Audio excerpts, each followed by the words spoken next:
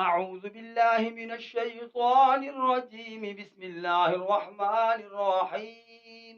يسألونك ماذا ينفقون قل العفو كذلك يبين الله لكم الآيات لعلكم تتفكرون.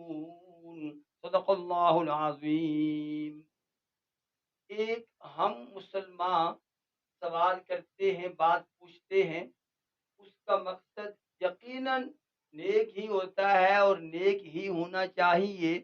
سوال کرنے کا پہلا مقصد یہ ہونا چاہیے کہ مجھے صحیح بات کا علم ہو تاکہ میں اس کے مطابق عمل کر کے اللہ رب العالمین کی رضا اور خوشنودی حاصل کر سکوں اور اس کے بدلے میں جنت الفردوس کا مالک اللہ کے ہاں سے بن سکوں. علم صرف معلومات کے لیے ٹھیک نہیں، یہ اچھا نہیں. علم اس نیت سے حاصل کیا جائے کہ اس پر عمل کرنا ہے. صحابہ اکرام رضوان اللہ تعالی علیہم اجمعین کا معمول یہ تھا کہ آپ بہت کم سوالات کیا کرتے تھے، اور جہاں کوئی بات کسی بات کی وضاحت ضروری ہوتی، اگر کوئی دیہات سے گاؤں سے کوئی شخص تشریف لاتا، وہ آ کر رسول اللہ علیہ الصلاۃ والسلام سے سوال کرتا، تو صحابہ کرام کو خوشی ہوتی کہ ہم بھی جوابات سن لیں گے. ایز خود بیجا یا زیادہ سوالات صحابہ کرام رضوان اللہ تعالی علیہم اجمعین نے کبھی نہیں کیے. چند سوالات ہیں جو قرآن کریم میں ان کا ذکر ہے. ایک جس کا میں نے حوالہ دیا ہے، ایک موقع پر صحابہ کرام رضوان اللہ تعالی علیہم اجمعین نے پوچھا، یسألونک ماذا ينفقون، بلکہ رب العالمین نے فرمایا میرے نبی صلی اللہ علیہ وسلم آپ سے غلامان مصطفیٰ جان نثاران مصطفیٰ صلی اللہ علیہ وسلم سوال کرتے ہیں کہ ہم اللہ کی راہ میں کتنا مال خرچ کریں.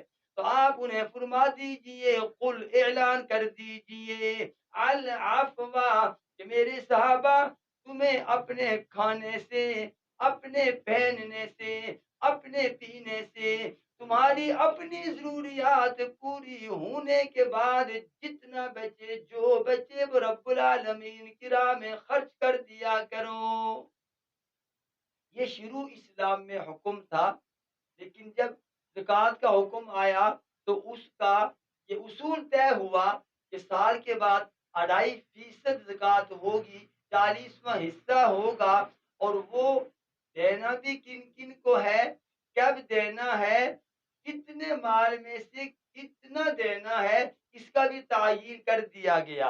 اس کے علاوہ اگر کوئی منت یا نظر مان لے مالی، تو جائز کام ہونے کے بعد اس چیز کا جو مان لی تھی اپنے ذمہ دینا واجب ہے، فرض ہے، ضروری ہے.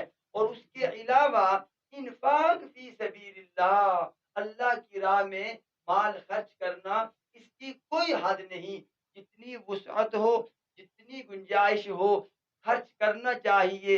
لیکن ہاں، اولاد کا پیٹ کاٹ کر اولاد کی بنیادی ضروریات کو پورا نہ کرنا اور پھر اس کو ان کا حصہ کسی دوسرے کو دینا، یہ عمل پسند نہیں کیا گیا، بلکہ اسے گناہ کہا گیا ہے.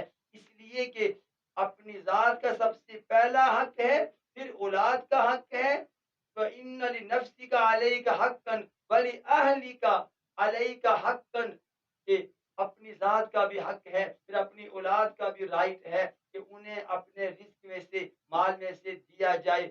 لیکن اس کے ساتھ ساتھ فلاحی سماجی کاموں میں، انسانیت کی بہتری کے لیے، غرباء کی غربت کو ختم کرنے کے لیے، فقراء کے فقر کو کم کرنے کے لیے ہمیں مال خرچ کرنا چاہیے. تو جب اللہ کے رسول سے صحابہ اکرام نے یہ پوچھا ہم کتنا مال خرچ کریں، تو کہا گیا کہ جو اضافی ہو وہ خرچ کریں. پھر صدیق اکبر رضی اللہ تعالی عنہ نے خرچ کیا، سوئی تک اپنے گھر میں نہ رکھی. اور اللہ رب العالمین نے پھر ان کی شان میں سورۃ اللیل میں آیات نازل کی اور فرمایا کہ صدیق اکبر رضی اللہ تعالی عنہ صرف اللہ کی رضا کے لیے خرچ کر رہے ہیں۔ اللہ نے ان کو یہ سرٹیفکیٹ دے دیا کہ ان کی نیت درست ہے۔ اللہ رب العالمین سے دعا ہے کہ اللہ ہمیں یہ مالی عبادت مختلف شکلوں میں اپنی بساط کے مطابق اسے ادا کرنے کی توفیق عطا فرمائے۔ آمین ثم آمین وما علی الا البلاغ المبین۔